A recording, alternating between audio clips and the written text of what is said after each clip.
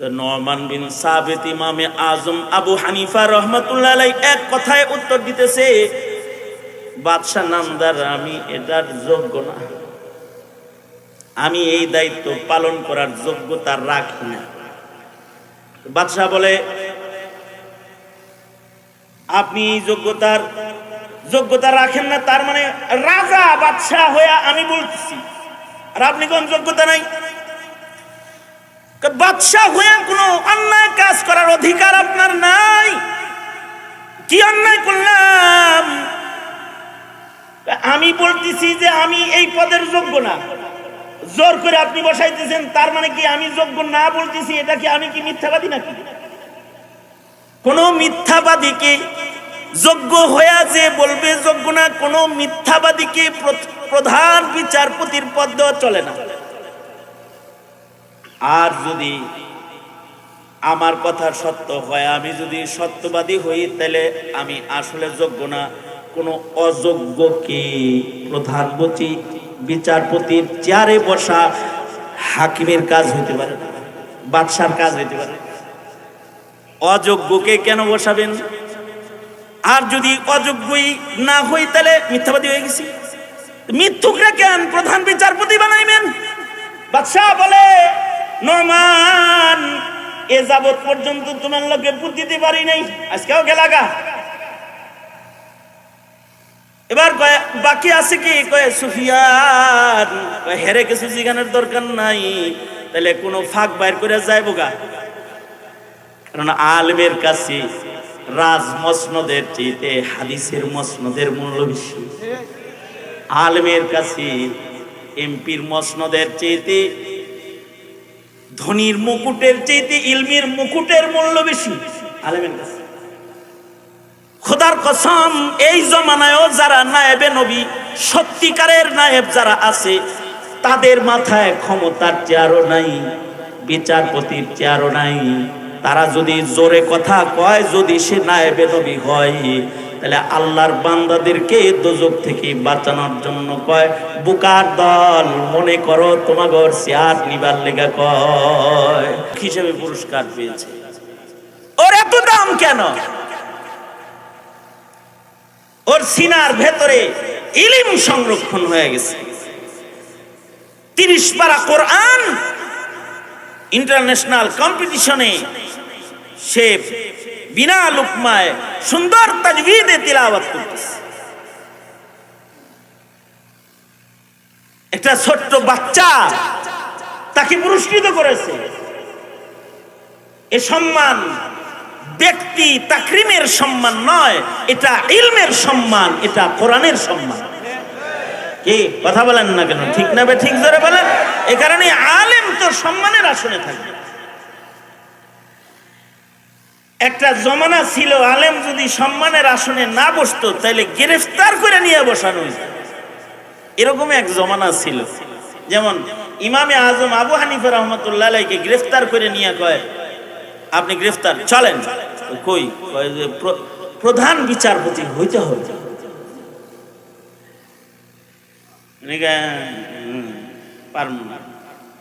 উনি না শুধু, কারণ আলেমরা সত্যিকারের নায়েবে নবী যারা, সত্যিকারের নায়েবে নবী যারা, তারা দুনিয়া পছন্দ না, তারা তো দিন পছন্দ। তারা দিনকে প্রাধান্য দেয়, দুনিয়াকে নয়।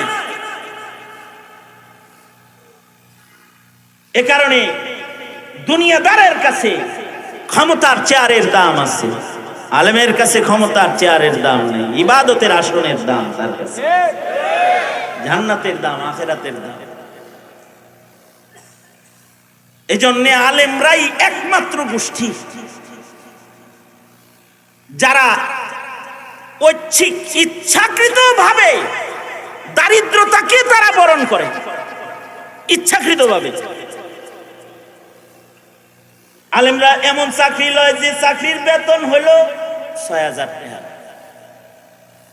এই জমানায় ৬,০০০ টাকার চাকরি মৌলবি করে, রিকশাওয়ালাও করবো না।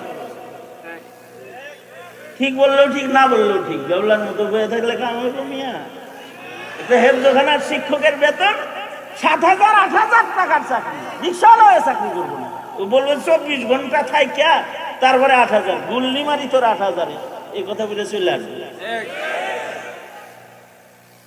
দিন মজুর যে আছে, দিন মজুর, যে আজকে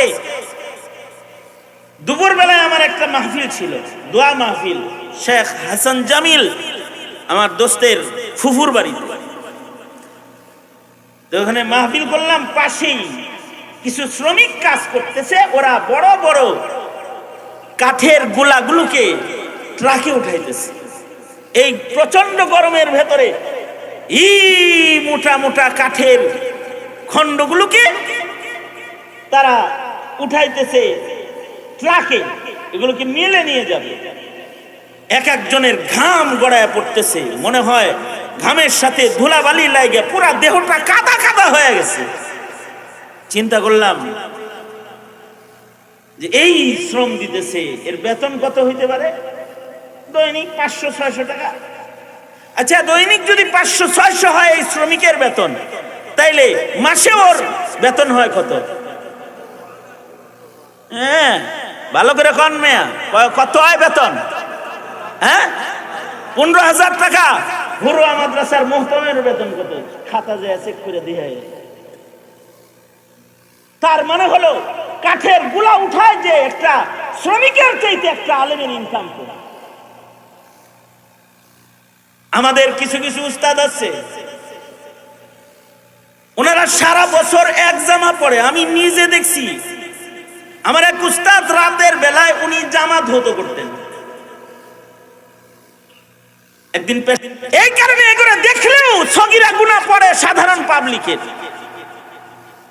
বৈশা বৈশা আলেম দেখছেন সগীরা গুনাহ পড়ছে, সগীরা গুনাহ। দোকানে বসে ছিল, এই বাজারের বাসিন্দা কিন্তু মাহফিলে বসে নেই। এক নজর মৌলবী দেখে নাই, বহুত আছে। চিন্তা করছে হুজুর কি আর মিথ্যা কথা বলতেছে? মাইক দিয়া সব সত্য বলতেছে। শুনতে তো আসি, শুনতে তো আসো, দেখতে তো আসো না। দেখলে যে তোমার মর্যাদা বাড়তো এটা তো বুঝো না। আলেম দেখলেও সব, আলেম দেখলেও মানুষের হৃদয়ের কপাট খুলে। এ কারণেই তো বিজাতিদের চক্রান্তে আলেমকে জেলখানায় বন্দি করে, যেন দেখতে না পায়, দেখতে না পায়, বন্দি করে।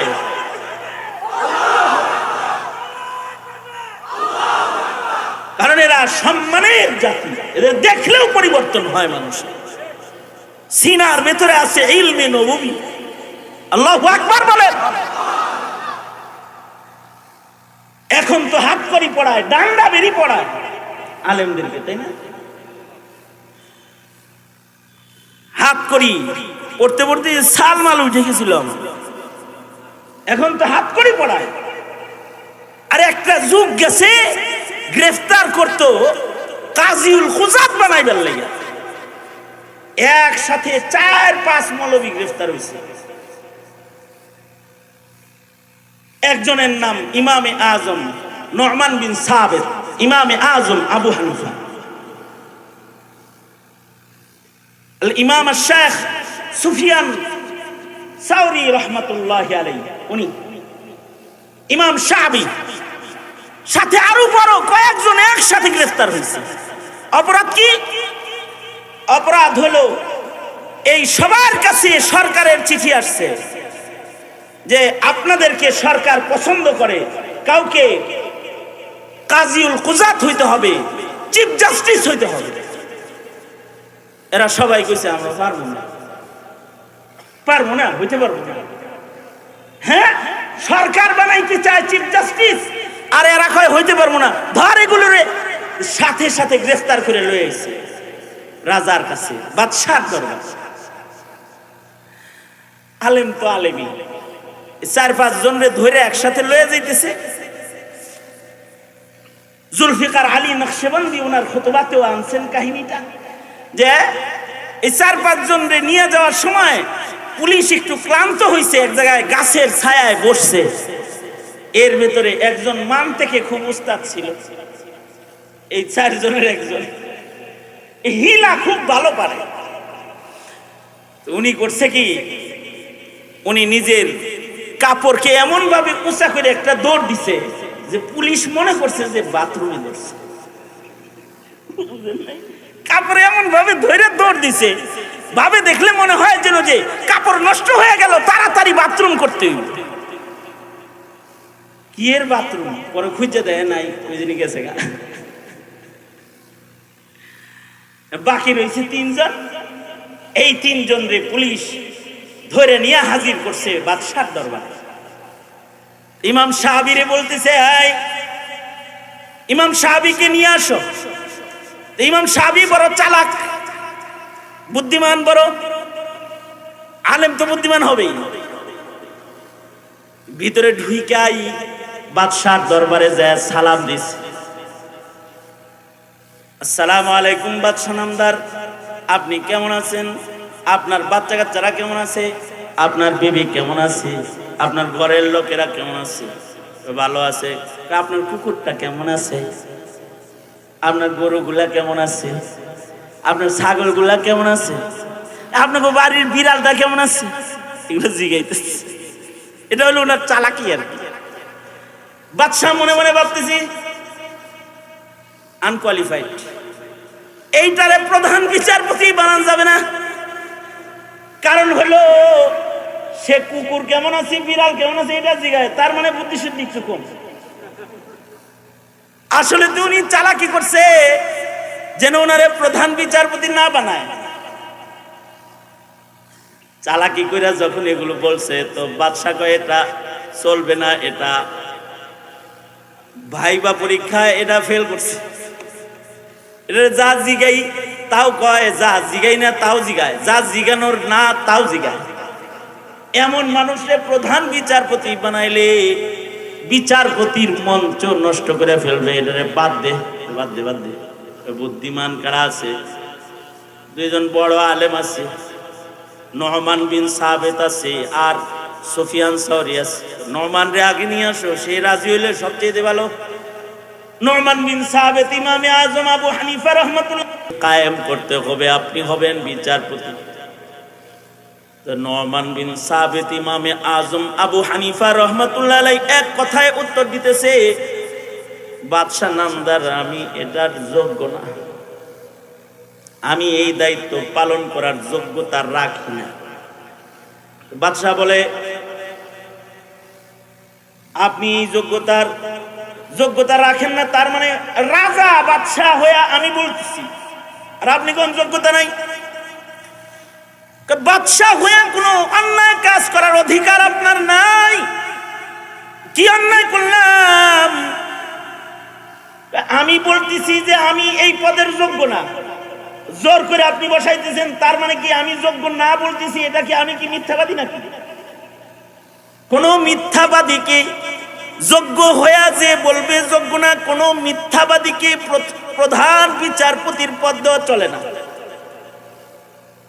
আর যদি আমার কথা সত্য হয়, আমি যদি সত্যবাদী হই, তাহলে আমি আসলে যোগ্য না। কোন অযোগ্যকে প্রধান বিচারপতির চেয়ারে বসা হাকিমের কাজ হইতে পারে না, বাদশার কাজ হইতে পারে। অযোগ্যকে কেন বসাবেন? আর যদি অযোগ্যই না হই, তাহলে মিথ্যাবাদী হয়ে গেছি। মিথ্যুকরা কেন প্রধান বিচারপতি বানাইবেন? বাদশা বলে, নহমান, এ যাবৎ পর্যন্ত তোমার লোকে বুদ্ধি দিতে পারি নাই, আজকেও গেলাগা। এবার বাকি আছে কি? কয়ে সুফিয়ান, হেরে কিছু জিগানের দরকার নাই, তাহলে কোনো ফাঁক বাইর করে যাইব গা। কারণ আলেমের কাছে রাজ মসনদের চাইতে হাদিসের মসনদের মূল্য বেশি। আলেমের কাছে এমপির মসনদের চাইতে, ধনির মুকুটের চাইতে ইলমির মুকুটের মূল্য বেশি আলেমের কাছে। খোদার কসম, এই জমানায়ও যারা নায়েবে নবী, সত্যিকারের নায়েব যারা আছে, তাদের মাথায় ক্ষমতার চেয়ারও নাই, বিচারপতির চেয়ারও নাই।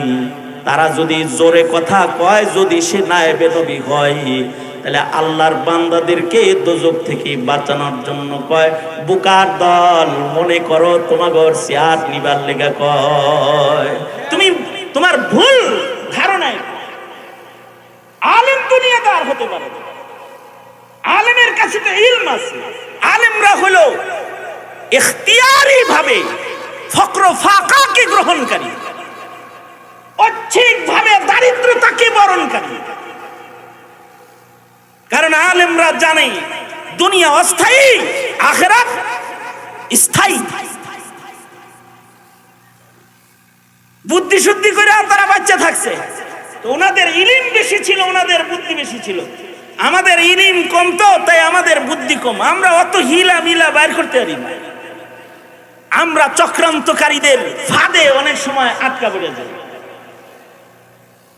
তবে এক কথায় যেটা বলতে চাই যে একটা জমানা গেছে যে জমানায় আলেমকে ইজ্জতের আসন দেওয়ার জন্য গ্রেফতার করা হতো, আর এই জমানা হলো এমন যে এই জমানায় আলেমকে বেইজ্জতি করার জন্য আটকানো হয়, বেইজ্জতি করার জন্য তার হাতে হাত করানো হয়, বেইজ্জতি করার জন্য তাকে জেলখানায় পাঠানো হয়, বেইজ্জতি করার জন্য। ইলমের মূল্যায়ন কমে গেছে। অথচ ইলম হলো আসমানের খুঁটি, আলেম হলো আসমানের খুঁটি। মনে রাখবে জাতি, যেদিন এই জমিনে আলেম থাকবে না, ইলমের খুঁটি থাকবে না, আসমানও আল্লাহ রাখবেন, আসমানও আল্লাহ তাআলা রাখবে না, আকাশ থাকবে না। তোমার ঘরের খুঁটি আছে, আসমানের খুঁটি নাই। আসমানের খুঁটি হলো উম্মতের উলামা। আসমানের খুঁটি কারা? উম্মতের উলামা। এজন্য কিয়ামত পর্যন্ত আলেমের জিয়ারত ইবাদত। এটা গড়ি রেখে দেন। কিয়ামত পর্যন্ত আলেমদের জিয়ারত কি? এই আলেমদের জিয়ারত কি? কিয়ামত পর্যন্ত আলেমদের সাক্ষাৎ ও ইবাদত। এই যে আজকে যারা এখানে বসছেন, দিন ভরে আলেম দেখছেন, জিয়ারত করছেন, এই আগামী কালকে কাফেরার কেউ যদি কবরে চলে যায় তারে আর পাইবেন না, তারে আর দেখতেও পারবেন না। আলেমদের সান্নিধ্য কখনো অবহেলা করতে নাই। কোন মাসাদিকিন, আলেমদের সান্নিধ্যে গিয়ে তাকওয়া অর্জন করা যায়, আল্লাহর নির্দেশ। নবীদের সাক্ষাতের যেমন দাম, আলেমদের সাক্ষাতের কিয়ামত পর্যন্ত দাম।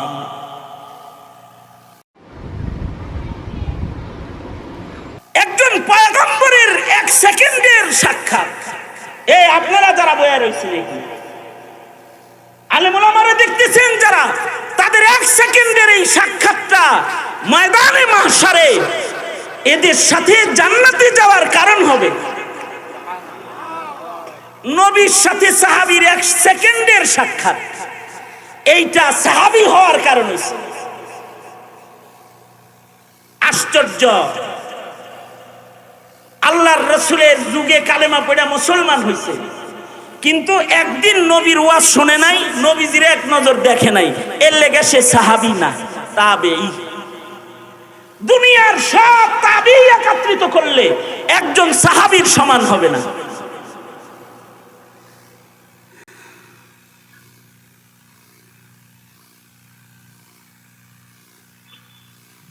যেমন একজন তাবেঈ আবু আব্দুল্লাহ সুনাবিহি রাহমাতুল্লাহি আলাইহি, যার ঘটনা তিরমিজি শরীফের শুরুতেই আছে।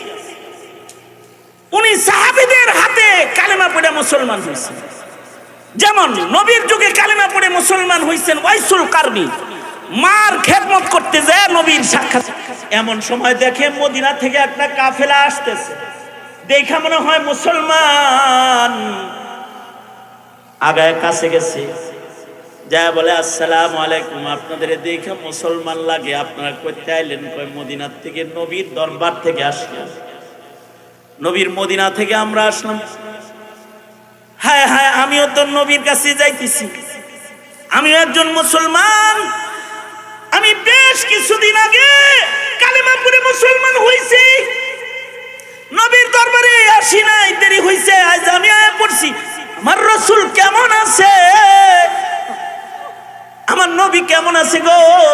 এই কথা বলে জিজ্ঞাইতেছে আমার নবী কেমন আছে। আগন্তুক এই কাফেলাটা হাউমাউ করে কান্না শুরু করেছে।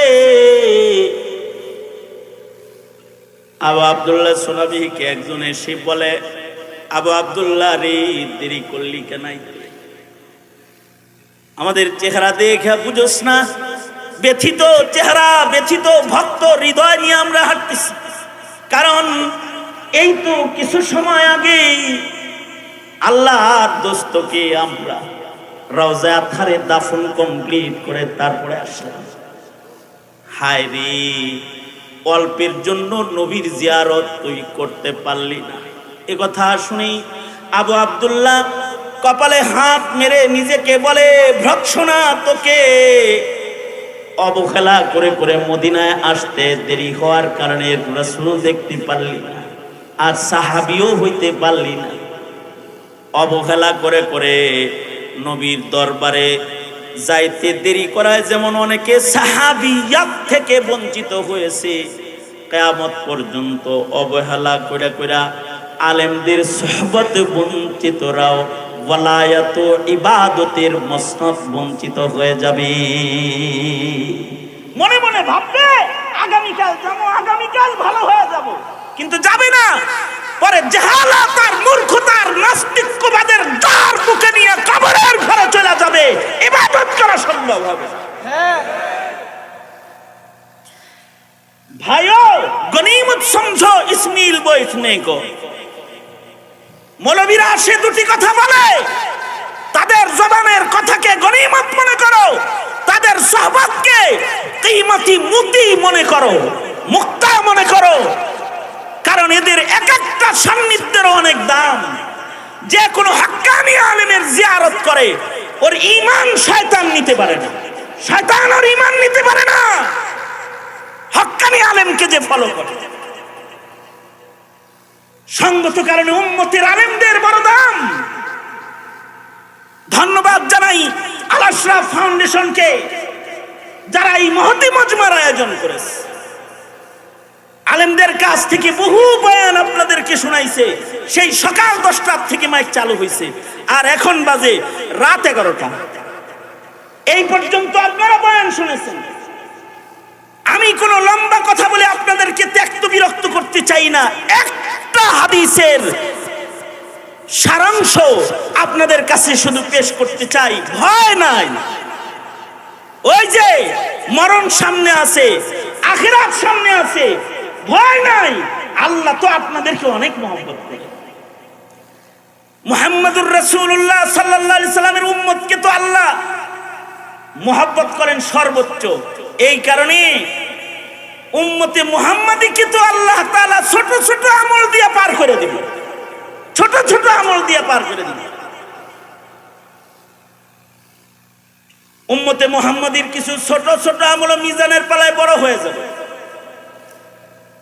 মিজানের পালা ওজনদার না বানায় কিন্তু জান্নাতের কপাট খোলা সম্ভব না। কারোর মিজানের পালা নিজের নেক দিয়ে ওজন হবে, কারোর মিজানের পালা নবীর শাফাত দিয়ে ওজন হবে, কারোর মিজানের পালা আল্লাহর বিশেষ মায়া দিয়ে ওজনদার হবে।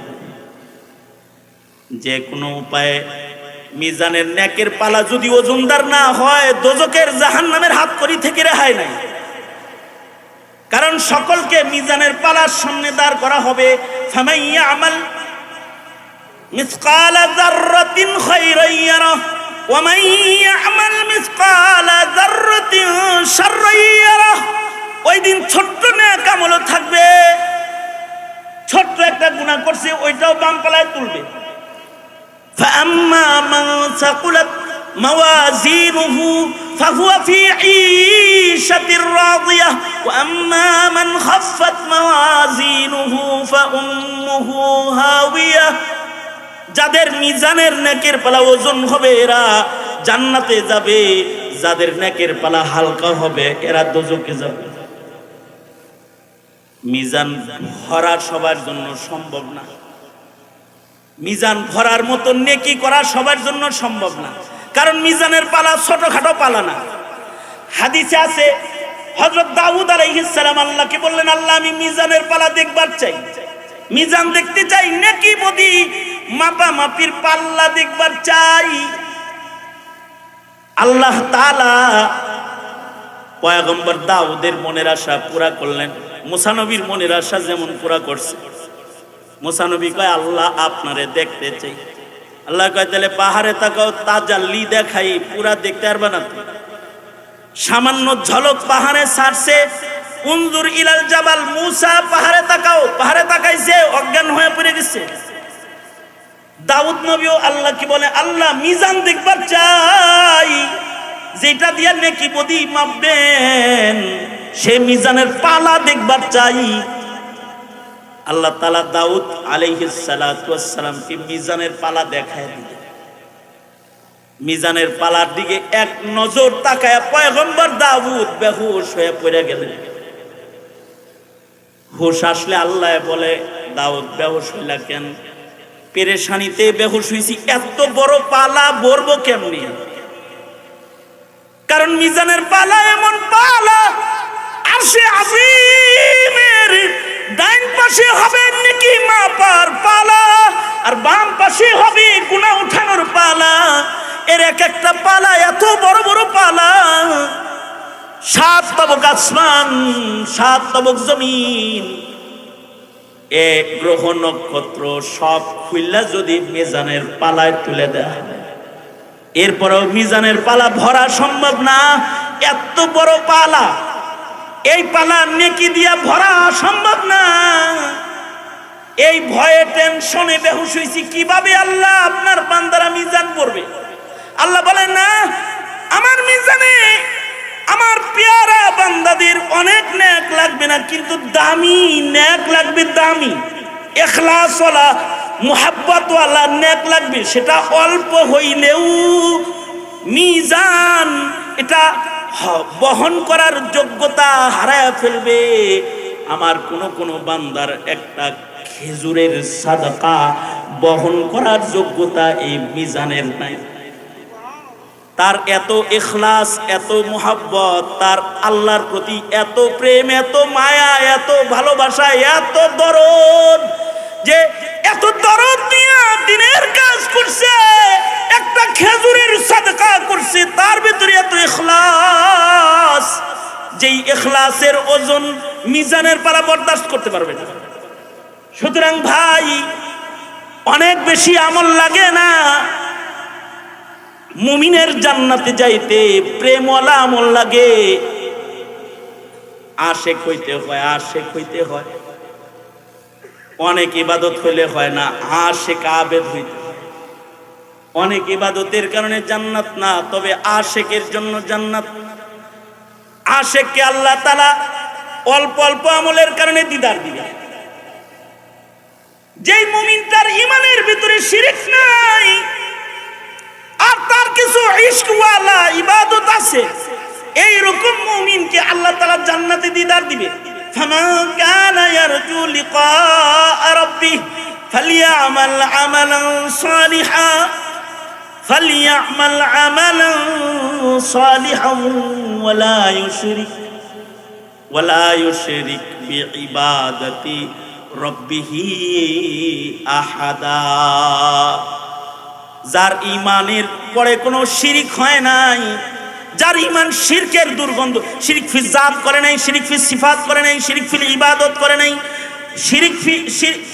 শিরিক ফিল খায়রাত করে নাই, কওলি শিরিক করে নাই, কোন ধরনের শিরিক করে নাই, ঈমানটা শিরিক মুক্ত। আর অল্প আমল, ছোট্ট একটা আমল আছে যেটা ইখলাস যুক্ত, নিয়ত ভালো। রুব্বা আমালিন সাগীরিন তুআযিমুহুন নিয়া, রুব্বা আমালিন কাবীরিন তুসাগিরুহুন নিয়া। নিয়ত ভালো আমল ছোট হইলেও সেটা মিজানের পালায় ওজন হবে, মালিকের দিদারের জন্য যথেষ্ট হবে। সুতরাং আমাদের জীবনে আমল কম হইলেও ইশকওয়ালা আমল হইতে হবে, আল্লাহর প্রেমওয়ালা আমল, যে আমলের দ্বারাই শুধুই মাত্র আল্লাহ পাককে পাওয়া মাকসাদ, এরকম আমল আল্লাহ আমাদের করার তৌফিক দান করে, বলুন আমিন। এই ছোট আমল হোক কিন্তু ইখলাস শুধুই আল্লাহর জন্য, ইনশাআল্লাহ বলেন। অনেক নফল লাগবে না, অল্প অল্প নফল পড়েন কিন্তু মুহাব্বতের সাথে পড়েন। 2 রাকাত ইশরাক পড়লেও মুহাব্বতের সাথে পড়েন, কবুল হজ কবুল উমরার সওয়াব পাইবেন। আল্লাহর নামের একটু তাসবিহ পড়বেন, মুহাব্বতের সাথে পড়েন, ইনশাআল্লাহ বলেন। সুদা করেন, বলেন ইয়া আল্লাহ ওয়াদা করিতেছি নেক আমল ছাড়বো না। ইয়া আল্লাহ ওয়াদা করিতেছি গুনাহ খাতা করব না। জোরে বলেন, গুনাহ করব না, ইনশাআল্লাহ বলেন। বলেন ইয়া আল্লাহ ওয়াদা করিতেছি আলেমদের পিছনে থাকবো, আলেমদের সাথে থাকবো। এই পিছে পিছে থাকবেন কি খোঁচা দিবার লাগা, ইত্তিবা করার লাগা? ইনশাআল্লাহ বলেন, ইনশাআল্লাহ বলেন। আলেম আছে যেখানে আপনারা আছেন সেখানে, আলেম নাই যেখানে আপনি নাই সেখানে, ইনশাআল্লাহ। কারণ আলেমের ইলমের রোশনীতেই হিদায়াতের রাজপথ, ঠিক কিনা? সোজা ওয়াদা আল্লাহ আপনি কবুল করেন, বলেন আমিন। আওয়াজ করে চিৎকার করে জোরে আওয়াজ করে বলেন আমিন। হাত নামান।